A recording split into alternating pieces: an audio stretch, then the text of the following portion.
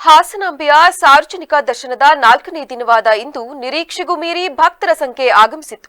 ಧರ್ಮದರ್ಶನ ಸೇರಿದಂತೆ ಎಲ್ಲ ಸಾಲುಗಳು ಕಿಕ್ಕಿರಿದು ತುಂಬಿದ್ದವು. ಮುಂಜಾನೆಯಿಂದಲೇ ಭಕ್ತರು ತಂಡೋಪತಂಡವಾಗಿ ಆಗಮಿಸಿ ದೇವಿಯ ದರ್ಶನ ಪಡೆದು ಪುನೀತರಾದರು.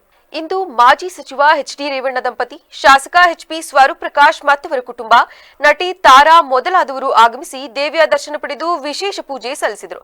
ಉಳಿದಂತೆ 4ನೇ ದಿನವೂ ಭಾರೀ ಭಕ್ತರು ಆಗಮಿಸಿದ್ದರು. ಬೆಳಗ್ಗೆಯಿಂದಲೇ ಧರ್ಮದರ್ಶನ ಹಾಗೂ 300 ರು ಟಿಕೆಟ್ ಸರತಿ ಸಾಲುಗಳು ಭಕ್ತರಿಂದ ತುಂಬಿ ತುಳುಕುತ್ತಿದ್ದವು. ಮುಂಚಾನೆ 4 ಗಂಟೆಯಿಂದಲೇ ವಿವಿಧೆಡೆಗಳಿಂದ ಆಗಮಿಸಿದ್ದ ಭಕ್ತಗಣ ದೇವಿಯ ದರ್ಶನಕ್ಕೆ ಸರತಿ ಸಾಲಿನಲ್ಲಿ ನಿಂತಿದ್ದರು. ಬೆಳಗ್ಗೆ 5 ಗಂಟೆಯಿಂದ ದೇವಿಯ ದರ್ಶನ ಆರಂಭವಾಯಿತು. 1000 ರು ವಿಶೇಷ ದರ್ಶನದ ಸಾಲುಗಳಲ್ಲಿ ಭಕ್ತರ ಸಂಖ್ಯೆಯು ತುಸು ಕಡಿಮೆ ಇತ್ತು.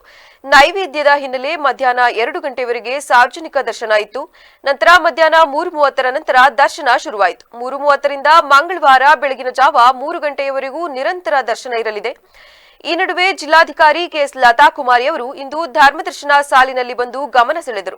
ಬೆಳಗ್ಗೆ 10:30ಕ್ಕೆ ಸಂತೆಪೇಟೆ ಕಡೆಯಿಂದ ಜನರ ಮಧ್ಯೆ ನಡೆದು ಬಂದ ಡಿಸಿ ಅವರು ಭಕ್ತರ ಜೊತೆ ಮಾತನಾಡಿ ಅವರಿಂದ ಫೀಡ್ಬ್ಯಾಕ್ ಪಡೆದುಕೊಂಡರು. ಹಿರಿಯರನ್ನು ಮಾತನಾಡಿಸಿದರು. ಕೆಲ ಯುವತಿಯರು ಡಿಸಿ ಅವರೊಂದಿಗೆ ಸೆಲ್ಫಿ ಕೂಡ ತೆಗೆದುಕೊಂಡು ಖುಷಿಪಟ್ಟರು. ಇನ್ನು ಹಾಸನಾಂಬೆ ದೇವಿಯೇ ಉತ್ತಮ ರೀತಿಯಲ್ಲಿ ಆಗುತ್ತಿದೆ. ಧರ್ಮದರ್ಶನ ಕೇವಲ 1-2 ಗಂಟೆಗಳಲ್ಲಿ ಆಗುತ್ತಿದೆ. ಎಷ್ಟೇ ಜನ ಬಂದರೂ ಎಲ್ಲರಿಗೂ ದರ್ಶನ ಸಿಗುತ್ತಿದೆ. ಎಲ್ಲಾ ಭಕ್ತಾದಿಗಳಿಗೂ ಹೃದಯಪೂರ್ವಕ ಸ್ವಾಗತ. ಅಕ್ಟೋಬರ್ 18ಕ್ಕೆ ಮೊದಲು ಬಂದರೆ ದರ್ಶನ ಮತ್ತಷ್ಟು ಸುಲಭವಾಗಲಿದೆ. ಅಕ್ಟೋಬರ್ 18ರ ನಂತರದ ಜನಸಂದಣಿಯಿಂದ ಪರಿಹಾರ ಸಿಗಲಿದೆ ಎಂದು ಉಸ್ತುವಾರಿ ಸಚಿವ ಕೃಷ್ಣ ಬೈರೇಗೌಡ ಮನವಿ ಮಾಡಿದ್ದಾರೆ.